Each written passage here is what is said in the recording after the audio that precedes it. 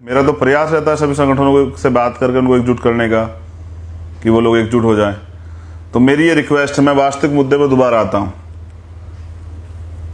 Bhim army के लोगों से, आज़ाद समाज पार्टी के लोगों से, देखो तमाम लोग बंद कर रहे हैं। जाट समाज ने बंद कर दिया, गुर्जर समाज ने बंद कर दिया, सैनी समाज ने बंद कर दिया, पटेल कुशवाहा समाज ने, मौर्य समाज ने, प्रजापति पाल समाज ने, ये जो बहुजन समाज है इन लोगों ने कर दिया। अब तो उच्च जाति के लोग जो खुद तथाकथित है वो भी उन्हें बंद कर रहे हैं, वो भी इसको गलत मान रहे हैं। मैं आपसे रिक्वेस्ट करता हूँ, नौजवान साथियों से मेरी अपील है कि ये मृत्यु भोज को आप अस्वीकार करें, इसको त्यागें। मेरी तो बहुत सारी अपील है आपसे। दहेज और तमाम तरह की चीज़ें इनको बंद करें, समाज में अव्यवस्था फैल रही है। हम लोग वो सीख रहे हैं जो दूसरे लोगों का काम था, जिसके परिणाम अंत बुरे होते हैं, जबकि हमें वो सीखना है जो हमारे रहबर लिख कर गए हैं, बता कर गए हैं। मैं आपसे अपील करता हूं, एक ही दिन जाया करें जिस दिन डेथ हो, और खाली दुख का समय पानी पी के चले आया करें। तीसरे दिन बाद तीजा करने की और फिर 10-13 दिन बाद 13वीं करने की कोई जरूरत नहीं है।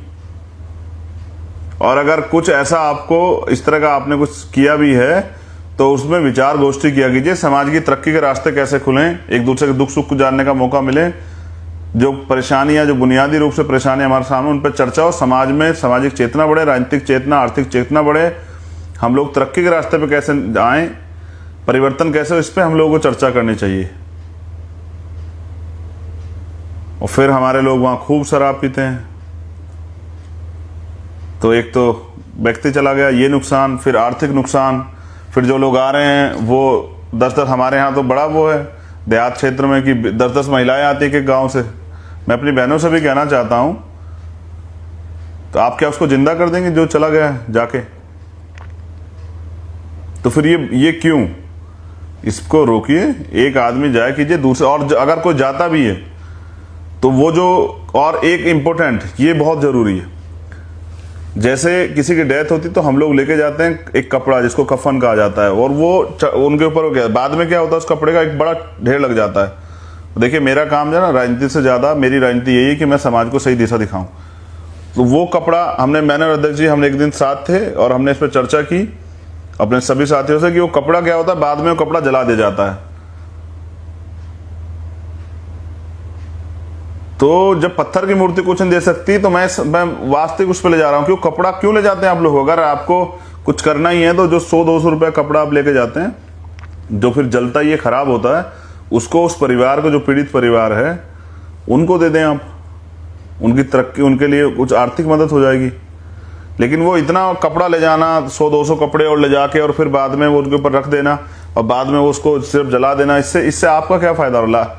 जो जिनकी दुकान है उनका तो बिक रहा है कपड़ा, लेकिन आपका क्या फायदा हो रहा है? और वो क्या अपने साथ ले जा रहे हैं? यहाँ तो जैसे आदमी आता है वैसे चला जाता है। तो मेरी आपसे 2 अपील इंपॉर्टेंट है। पहली, जब आप किसी के यहाँ जाएं तो जो आपसे बन पड़े उस परिवार की मदद कर दें, इससे आर्थिक संसाधन, आर्थिक उनको सहायता होगी। किसी को कोई कपड़ा ना ले जाएं, बिल्कुल ना ले जाएं। सेकंड, ये मृत्यु भोज को त्यागें, इस पर चर्चाएं करें, गांव-गांव मीटिंग करें, उनसे बताएं सब चीज़ें। ये आर्थिक नुकसान अपने लोगों का ना करें। वैसे ही सरकार ने रोजगार नहीं दिया है, आर्थिक स्थिति कमजोर हो रही है, तमाम तरह की परेशानियां। तो मेरी आपसे ये निवेदन है कि दूसरे लोगों से सीख लें, कम खर्चे पे सब चीज़ें करें, शादी ब्याह भी और इस तरह की चीज़ें भी। ये तमाम तरह का गलत जो है दबाव ना बनाया जाए समाज की, और ये नाक का सवाल बना के किसी को कर्जे में ना डुबाया जाए। ऐसी सलाह किसी को ना दें आप कि नहीं इज्जत का मामला और ये और वो। मैं आपसे हाथ जोड़ के कहता हूं प्रिय साथियों, हमारा काम समाज को नई राह दिखाने का है, समाज को आगे बढ़ाने का है, तरक्की के रास्ते पे ले जाने का है, पीछे अंधविश्वास गुलामी में ले जाने का नहीं है। और एक और कड़वी बात, अगर आप मैं कहना नहीं चाह रहा था लेकिन मैं आज कह रहा हूं कि उसके बाद एक और प्रथा है कि जिनकी डेथ हो जाती है उस महिला को ले जाया जाता है जंगल में, और उसके वहाँ जो है ना वो उनको बाहर निला विला के लाया जाता। मैं आपसे अपील करता हूँ प्रिय, मेरी बहुत विनम्र निवेदन है, हमारे महापुरुषों ने हमें महिलाओं का सम्मान करना सिखाया है।